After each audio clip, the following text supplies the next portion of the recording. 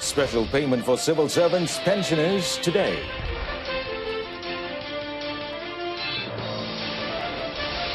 Aid for farmers, livestock breeders affected by floods.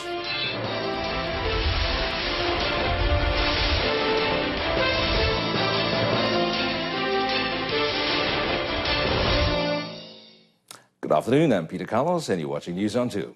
We begin with some good news. A total of 1.6 million civil servants and 775,000 government pensioners will receive their special payment today.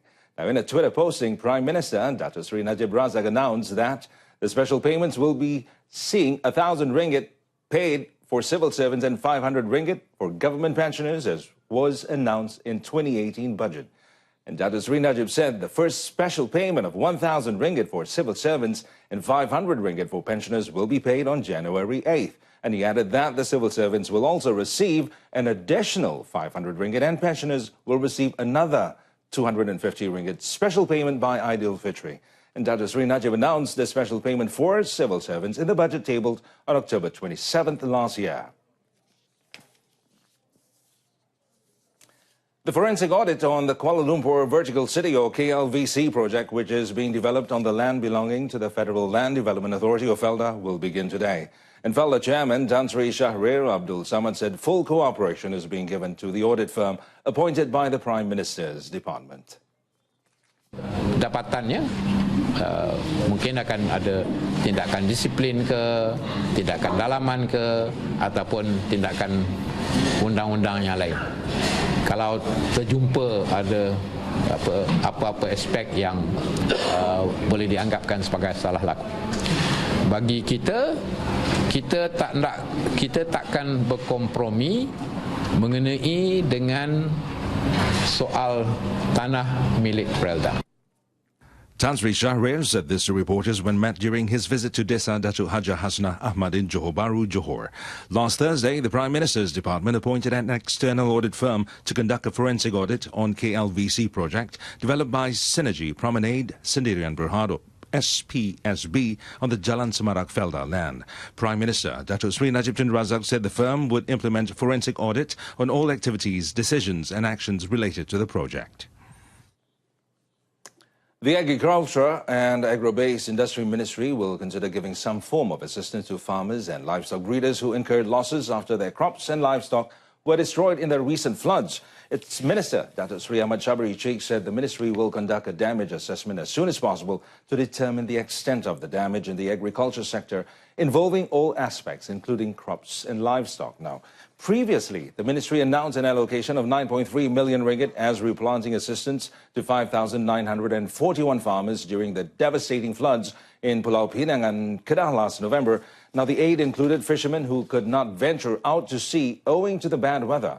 Dato Sri Ahmad Shabri, who is also Kemaman MP, was speaking to the media after presenting cash and food items from the Kemaman Parliamentary Office and Social Welfare Department to 64 flood-affected residents from Taman Fikri Dua, Chukai, Terengganu yesterday. The Bura Parliamentary Office in Pahang has proposed for grocery shops in villages affected by the recent floods to provide essential supply of food needed by those affected by the weather condition. Its MP, Dato Sri Ismail Sabri Yaakob, who is also Minister of Rural and Regional Development, said that these people can obtain these items from the grocery stores by using a coupon. Mungkin kita satu orang akan dapat satu kupon untuk ambil apa dia barang keperluan dia, misalnya beras, gula, minyak masak dan sebagainya, ambil saja daripada kedai yang kita lantik tersebut. Jadi tak timbullah masalah mereka putus bekalan kerana mereka dah ambil, dan bayar kita akan bayar kemudian. Dato Sri Ismail Sabri said this after visiting a flood relief center at the Sekolah Kebangsaan Kuala Triang. He added that as long-term plan, low village roads will be elevated while houses located at riverbanks will be relocated. In a related development, the Pahang flood situation continues to improve with only 397 evacuees remaining in 10 flood relief centers this morning compared to 418 last night. And according to the Welfare Department, 6 flood relief centers remained open, housing 301 evacuees. In Maran, 53 people were housed in the Kampung Baru Pertanian Community Hall and SK Pesagi. In Bura, 43 evacuees were housed in SK Charok, Puting and Masjid Kampung Mengkarak. Meanwhile, 12 flood-affected schools remain closed in 2 districts. And this has affected 1,922 students and teachers. In Pekan, 8 schools were closed, whereas 4 schools in Maran remain closed.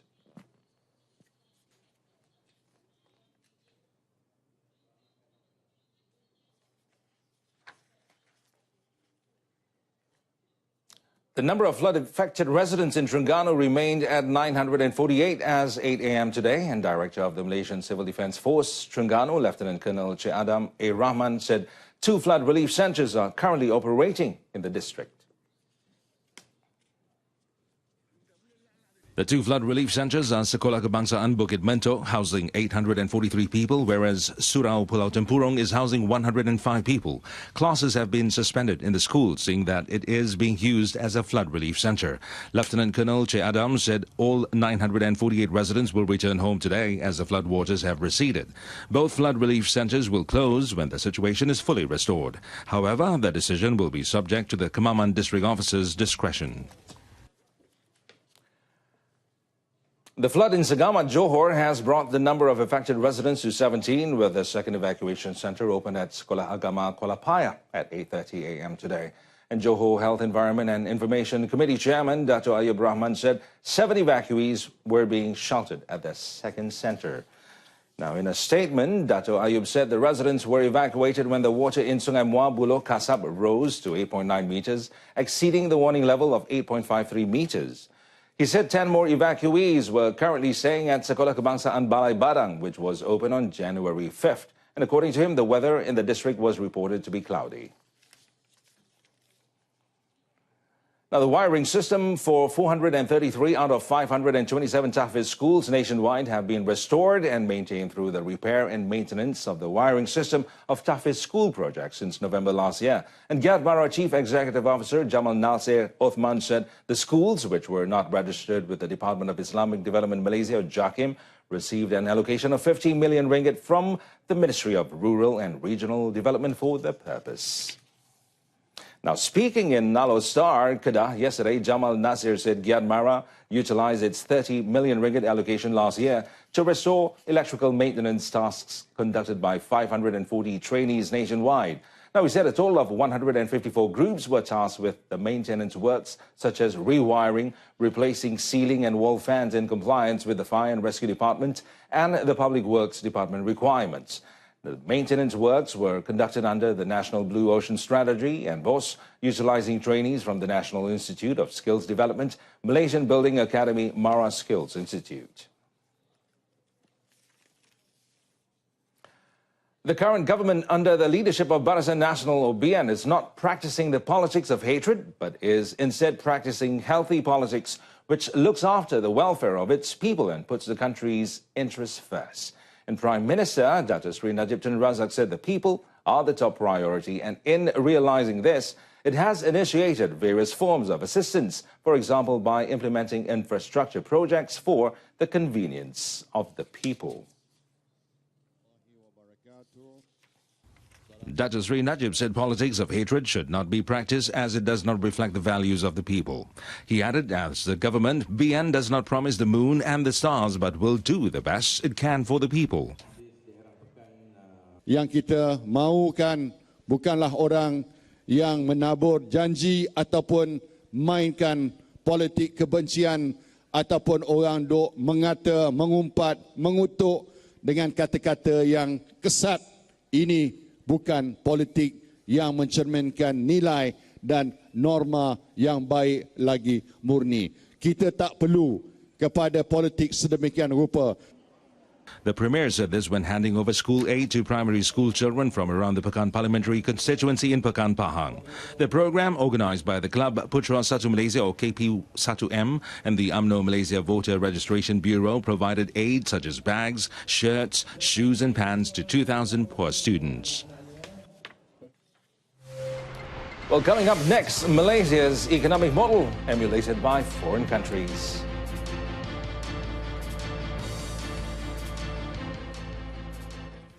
The average taken by the country's leadership in diversifying its income while facing global challenges has succeeded in creating a sustained economy. And according to economics and analyst Professor Yeh Kim Leng, many countries are now emulating Malaysia's economic model as a move to strengthen their economy.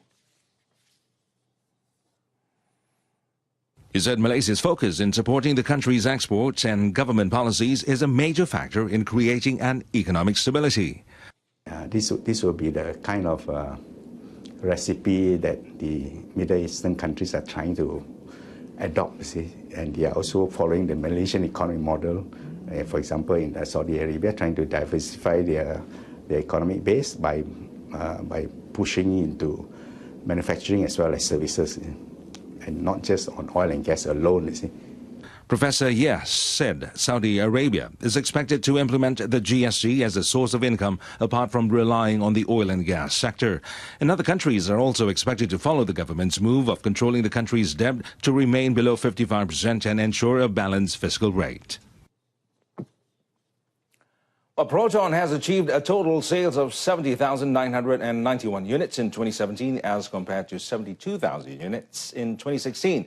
Proton, in a statement, revealed that retail sales increased by 2.5% to 68,184 units in 2017 as compared to about 66,000 units in 2016. Well, in terms of sales, Proton remains second behind Malaysia's largest car manufacturer, Perodua. According to Proton Sales and Marketing Vice President Abdul Rashid Musa, Proton car sales stabilized last year, supported by quality improvement and a collaboration with Geely Auto, which was involved in the audit inspection quality. However, sales of cars to be used as taxis dropped to only 2,807 units due to dwindling demand. Proton Saga, Persona and Ertiga represent 80% of the total sales. The affordable Saga is the best-selling car with sales exceeding 30,000 units, followed by Persona, which saw sales increase by 27% to over 19,000 units, and Ertiga at a total of 6,091 units. This year, Proton will double its efforts in line with its business plan of 3 to 10 years, which also include the company's turnaround plan.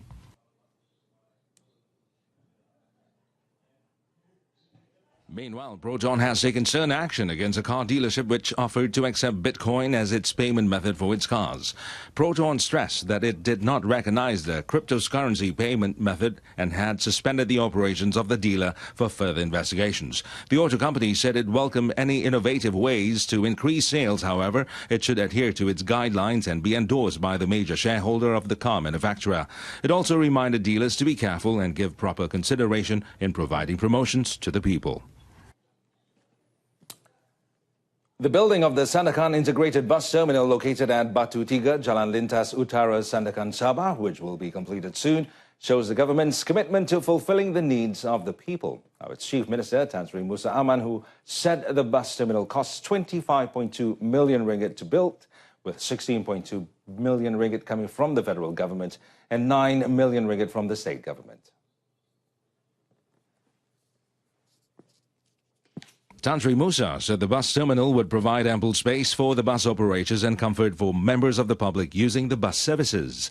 Jadi itulah yang kita lakukan selama ini, dan kerja bersenasnya sampai ke dengan apa juga kehendak rakyat dan apa yang kita rasa perlu untuk rakyat, memberikan selesaan, kita akan bangunkan seperti apa yang diharapkan. Tan Sri Musa said this after visiting the terminal, which is near completion. The terminal uses the Terminal Operating System, or TOS, used at the South Integrated Bus Terminal, TBS, Bandar Tasik Selatan, as well as the computerized ticket purchasing system. There will also be 16 retail and dining spaces and a large waiting area for passengers at the two-story bus terminal. And that concludes this afternoon's News on 2. In our top story, special payments for civil servants, pensioners today. Well, join us again at 7 this evening. I'm Amin Carlos. Thanks for watching and do hope you have a lovely week ahead.